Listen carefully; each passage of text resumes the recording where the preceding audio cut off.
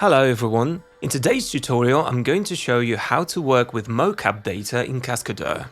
Here, using a couple of examples, we'll go through the various tools and methods which will help you clean up your animation and further edit it. So buckle up, because this is gonna be a long one. Now first things first, none of the mocaps have mesh, so you have to view them in the joint mode. The first thing you'll have to do is to retarget the animation from the mocap skeleton onto the skeleton that you're going to be animating. Unfortunately, retargeting is not currently supported in Cascadeur. We are planning to add it in future, but it's not possible to do it in the current version. So you can use any other software which will allow you to retarget your animation. I've already retargeted the animation onto the skeleton that I'm going to be using here today, which is the skeleton from one of the default scenes in Cascadeur. In fact, the first three characters from the sample scenes all share the identical skeleton. So I'll pick standard model male for this one. You'll also have to create a rig for your character. This one already has a rig because it's one of the default characters, but if you choose to work with your own character, you'll have to generate the rig first. It can be done using the quick rigging tool. If you're using a skeleton which is supported by the quick rigging tool, you won't have to do anything really, because the software will automatically generate the rig for you. You'll just have to press add rig elements. Otherwise, you'll have to manually allocate the points of the rig, and there are dedicated tutorials on rigging available on our YouTube channel. Now, you have a character with a rig, and you have the animation for this character skeleton. Now I have to apply this animation to this character. There's multiple ways to do that. First, you can go to File, Import FBX. I'm selecting the animation after retargeting, and I end up with a character which has its rig controllers and the animation from the mocap data. There's also another way. As an example, I have this scene with a rigged character and a scene with a retargeted animation. This scene is actually huge and I don't need all of it. So what I can do is just copy a part of it onto my character. To do so, you have to go to the join mode first, select all the joins, and then select the interval of the frames you would like to copy on the timeline. For instance, here I just select the frames of a single hit. Now go to Edit, Copy Interval, or press Ctrl-Shift-C. Now we go back to our character, go to the join mode, and select all the joins of the character. Now I need to select enough frames on the timeline, but the thing is I only have 100 frames in this scene when I previously copied 150. So let's add more frames to the scene, shall we? Now I can select the whole interval, go to Edit, Paste Interval, or press Ctrl-Shift-V. And now I have the part of the animation that I needed on the character that I had.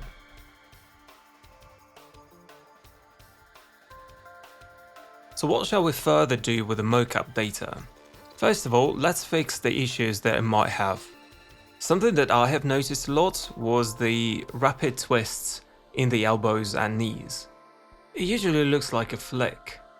You can easily notice those twists if you follow the trajectory of the elbow direction controller. This huge gap between the points is actually the twist. To fix that, select the elbow controller and create a new track for it. Then select the frame interval where that flick happens. Delete the keys from this interval by pressing Alt F. And simply interpolate this interval. And the flick is gone. Here's another example of the animation with a flick in the elbow.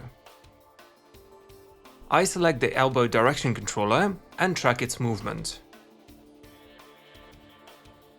I can lock the display of the trajectory so it won't disappear.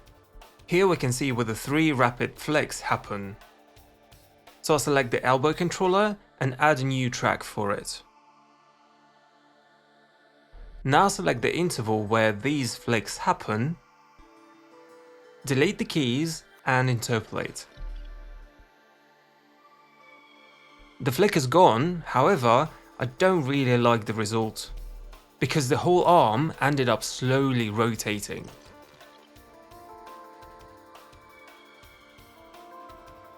In this case, I can delete more keys, and it helps because now the elbow interpolates directly into its end position. But be careful with that, because if you delete more keys than necessary, you can end up having a really bad result. But remember, you can always undo any changes by pressing Ctrl Z.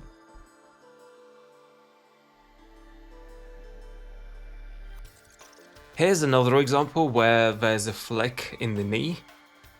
Again, I can trace it using trajectories and locate the exact point where the flick happens.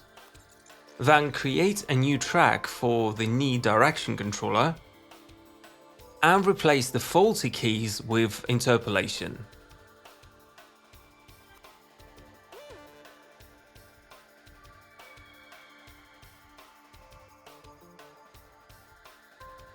Same way, you can fix other issues as well. In this scene, the hand trembles on this interval. And again, you can select the hand controller, track it and see where exactly this trembling happens.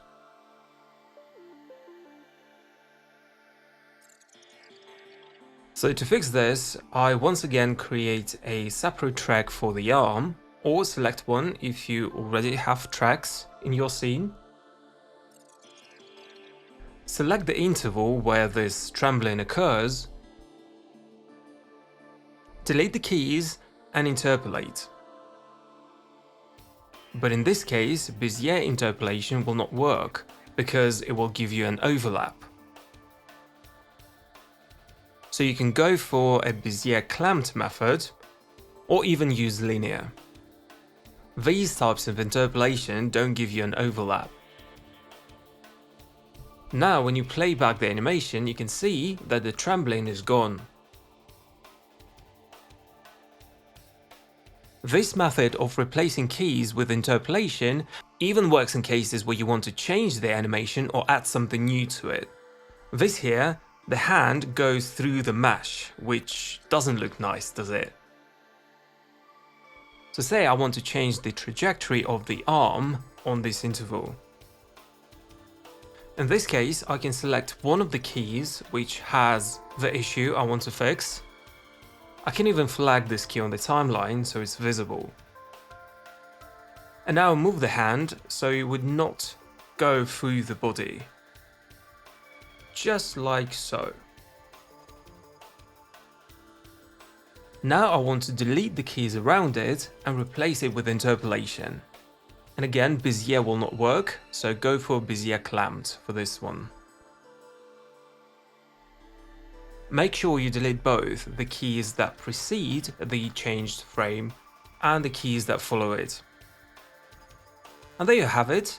So we've changed the trajectory of the hand so it no longer goes through the body.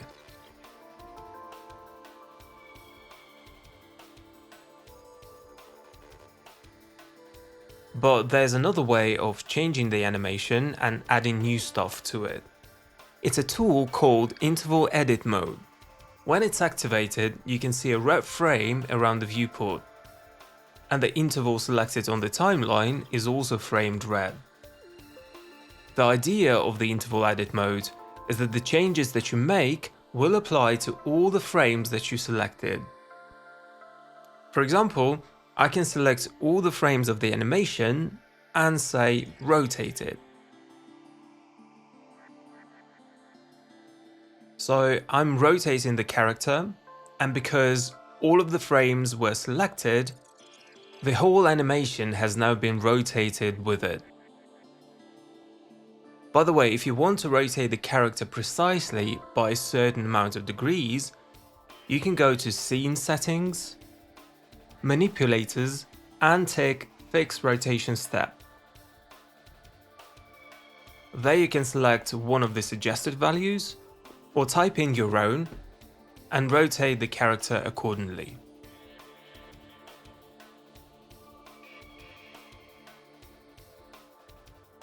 Also, if you want to rotate the whole animation, make sure that this button, Fixed Pivot Mode, is not active. Otherwise, if it's on, instead of rotating the animation as a whole, you will end up rotating the character around its pivot point in each frame, which will give you a completely different result. There are also multiple modes in which the Interval Edit Mode tool can operate with. For example, Step Mode. In Step Mode, all the changes that you make are applied with maximum force. So something that we've done earlier, when we rotated the whole animation, we did it in Step Mode. Also, there's a Bezier mode. In it, the maximum force will be applied to the changes made in a current frame. So for example, I can lower the character in this frame, and these changes will gradually affect the selected frames of the interval.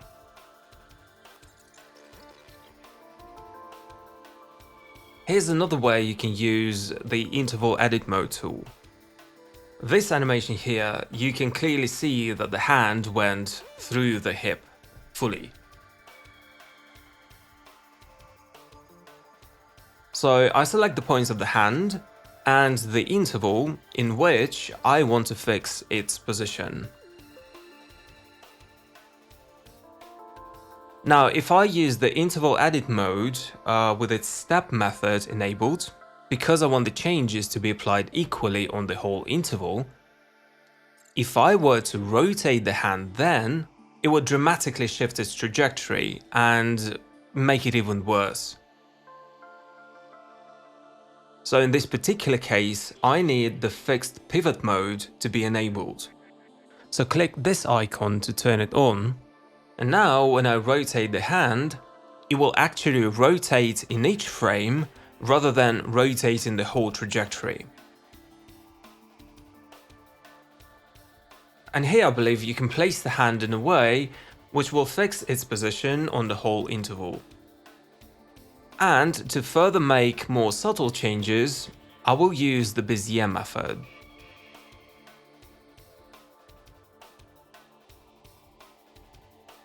And using the same Bezier method, I can blend the fixed animation into the rest of it. I can either just move the hand so that the trajectories would match, or I can copy the position of the hand and paste it into the interval with the Bezier mode enabled. Now this method I will describe in more detail later in this video.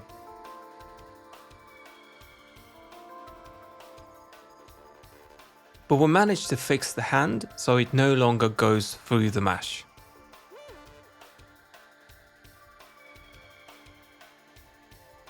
To correct trajectories, you can also use Tween Machine, which you can access from the Scene Settings tab. For example, I have this trajectory for the hand. Now, this trajectory is obviously not smooth enough. For example, we can see here, the points are close to each other, which means the animation slows down, but then on the next frame, the distance increases too much and you get sudden acceleration. Say I want to fix this trajectory and make it more smooth. To do so, I select the points of the hand and use the Tween Machine slider to either bring the animation closer to the next frame or to the previous one. And of course, it works the same for the intervals as well. For example, I can select the whole trajectory of the hand, click Target Selected Frames, and now, when I'm moving the slider, all the selected points start smoothing out. And I end up with a trajectory where the movement speed is much more consistent now. The Tween Machine also has multiple settings and modes. For instance, you can move the selection in the global mode. As you can see here, the arm now influences the whole body. Or use local mode, where the Tween Machine will try to match the arm's local position instead, in the next or the previous frame. Also, Tween Machine has different filter types. For example, you can use interpolation average, where your selection will be moved towards the position as if it were interpolated. So this way, you can even use Tween Machine instead of deleting keys and adding interpolation. You can learn more about what Tween Machine can do from dedicated tutorials and the documentation.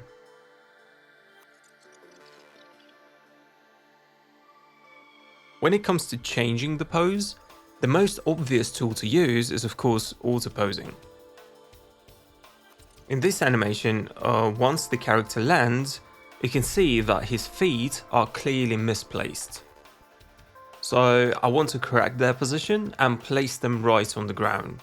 But keep in mind that AutoPosing works in a way that it determines the position of all the green/inactive points. So if I were to move the foot right now, the whole pose will change completely, because most of its points are currently inactive. So before using AutoPosing, you have to activate all the points that you do not want it to change. So in this particular case, I only want to change the position of the green points of the feet.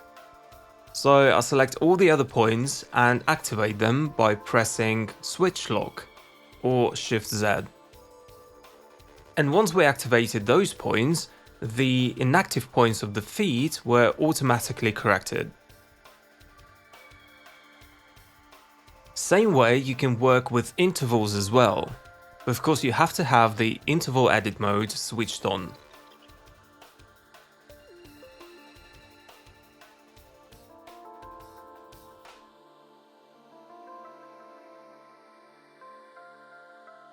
Now I activated the points on the whole selected interval. Therefore the position of the feet was also corrected in each selected frame. However, this method doesn't really prevent the feet from sliding. The feet are definitely placed on the ground, but in each frame they seem to be sliding a little. If you want the feet to keep their position, it is best to use the copy tool.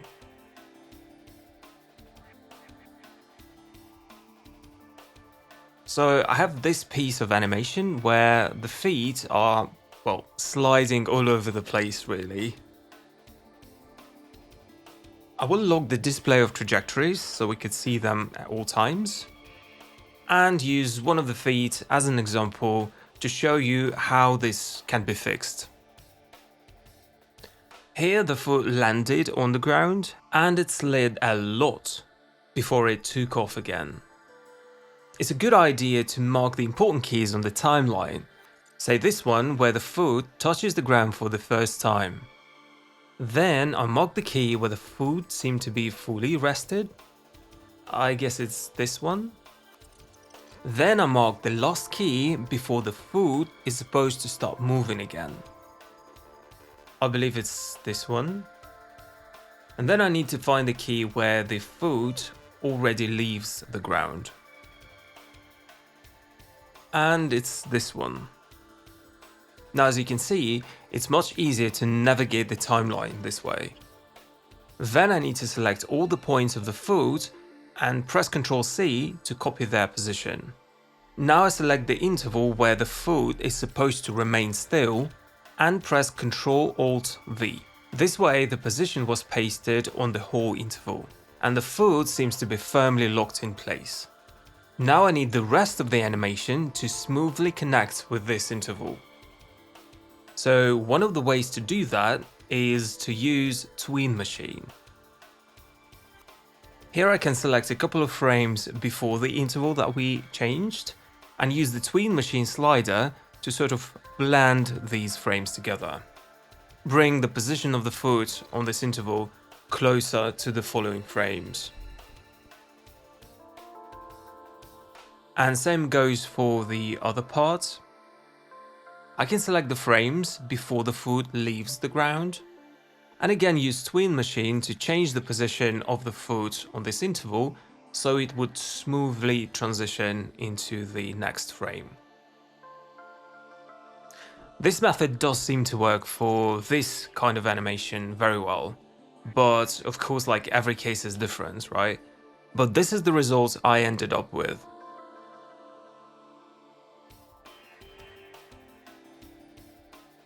You can use the copy tool with the interval edit mode as well. Say I have this animation here and a key pose in which I want the character to arrive at the end. So basically I want to replace the last pose with a new one. So I select all the points of the character and press Ctrl+C to copy the pose. Now I need to select the animation interval up to the middle of the jump, maybe.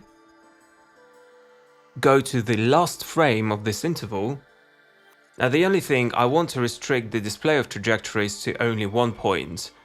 Otherwise it will be very difficult to see what's happening. Now turn on the interval edit mode and make sure you select Bezier method. And now I can paste the pose into the last frame of the interval by pressing Ctrl+V. And now you can see the animation of the character smoothly blending into that pose.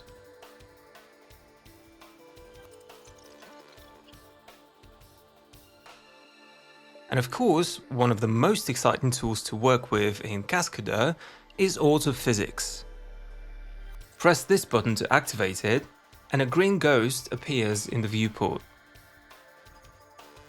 AutoPhysics can help you change the mocap animation, but still keep it physically accurate. The most important thing to look out for when working with AutoPhysics is fulcrum points. You can see the fulcrum area in the viewport, it's outlined green.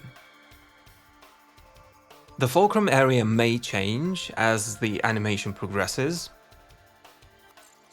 If the fulcrum area does not show in your viewport, right-click the view mode and make sure AutoPhysics areas is enabled.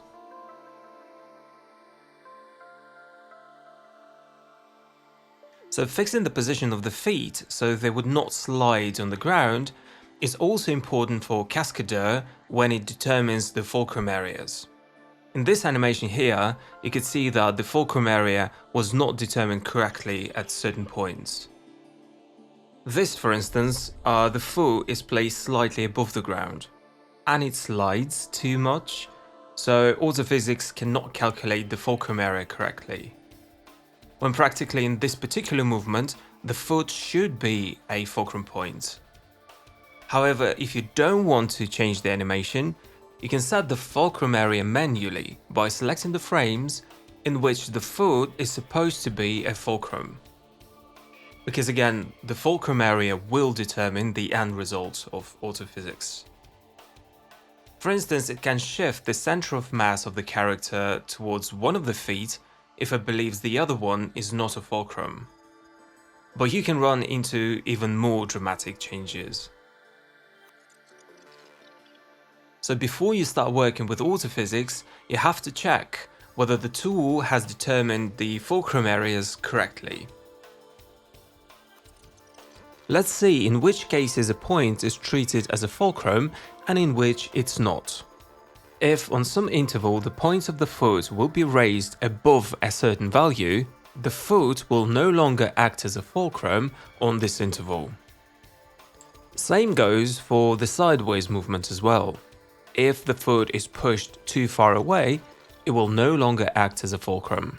And in those mocaps where the feet slide a lot, the fulcrum areas are not determined correctly. And the easiest way to resolve this issue without having to change the animation itself is to change these values of max height and max distance for the fulcrum points to act as such. Select all the points of the feet and all the frames of the animation. Make sure the Apply and Selected Interval button is on. It should glow red. and change the values in the fulcrum point tab. I'll go with a value of 10, but it really depends on the animation. Most likely you'll have to try different values to see which work best. And now AutoPhysics treats feet as being fulcrum points despite their sliding on certain frames. Now you have to slide the foot much further for it not to act as a fulcrum. It will be more than enough for most mocaps to work well with AutoPhysics. But in some cases, you may have to set up the fulcrum points a bit more precisely. To set the fulcrum area manually, select all the points of the foot and select the frames on the timeline where the foot should act as fulcrum. I think all throughout this interval, up until right here, where you can see that the heel is lifted and the foot is placed on the toe, which will affect the fulcrum area. With all of that selected, go to Object Properties, Fulcrum Point. Also make sure that Apply on Selected Interval button is enabled, otherwise the changes will be applied to a single frame. Now click Enforce, and the foot will become a fulcrum on the whole interval that you selected. Then moving on, I believe only the toe points will act as fulcrum.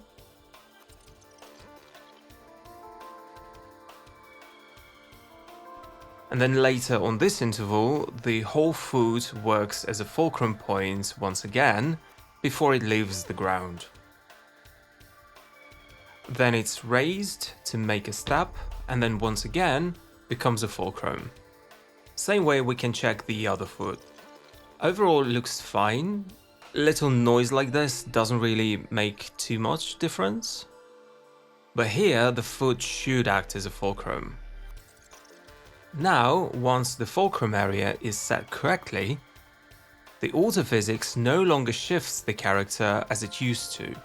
But we do not expect it to match perfectly, because simply the weight of the person whose mocap data was recorded could have been different.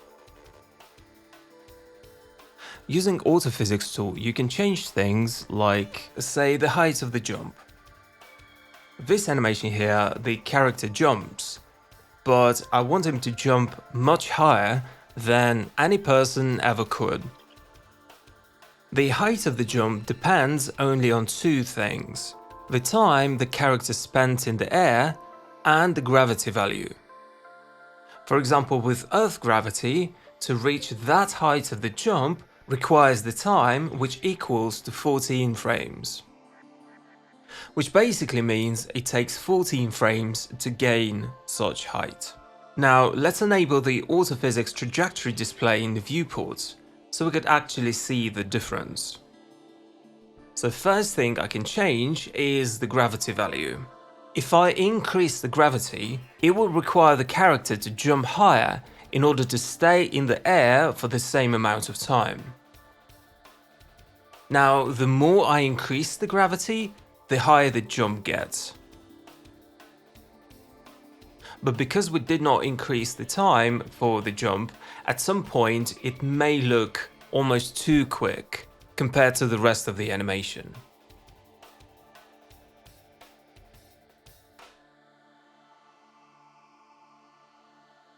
Now let's get back to the Earth gravity and instead change the timing of the jump.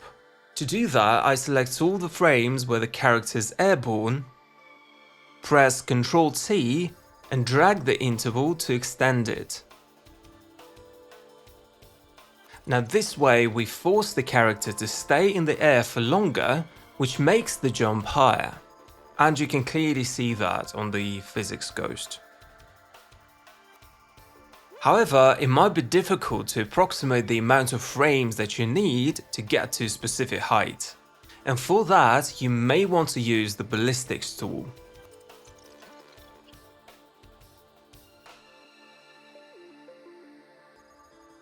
Go to Point Controller mode, select all the frames of the jump, and click this button to create a ballistic trajectory.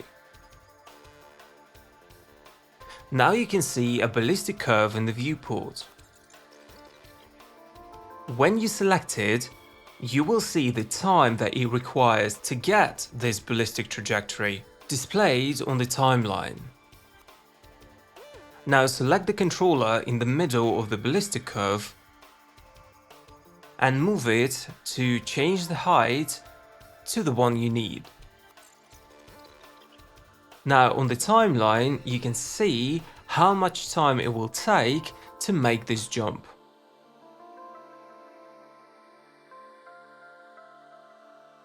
Now I can press Ctrl-T once again and adjust the interval so it would match with the ballistic trajectory timing.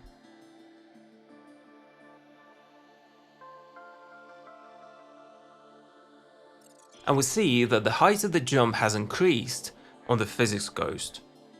If the changes are not visible enough, you can change the ghost offset to match with your character. And you can clearly see how much AutoPhysics has changed the trajectory of the jump. Now, if you're content with the results, you can snap AutoPhysics to your character.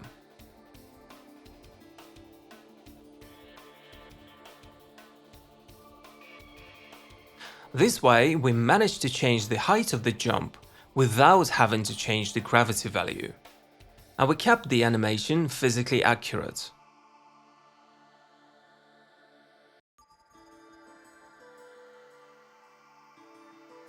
So once you're done with your animation, you might want to export it, so go to File, Export FBX, and choose the option that you need.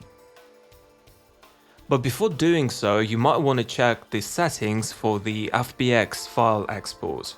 For example, the FBX ASCII file usually weighs more, so keep the settings set to off unless you need it, and make sure that the FBX up axis is set correctly depending on your software, because different software uses different up axes. So yeah, I think that's it. I hope you enjoyed the video. Let us know in the comments below. Also, if you have any questions, join our Discord server. We've got forums there, Q&A, and ultimately that's the best way to resolve an issue if you have any. Ask a question, stay up to date with the announcements, or maybe just share your work with others. We'll be happy to see you there, so good luck and see you next time.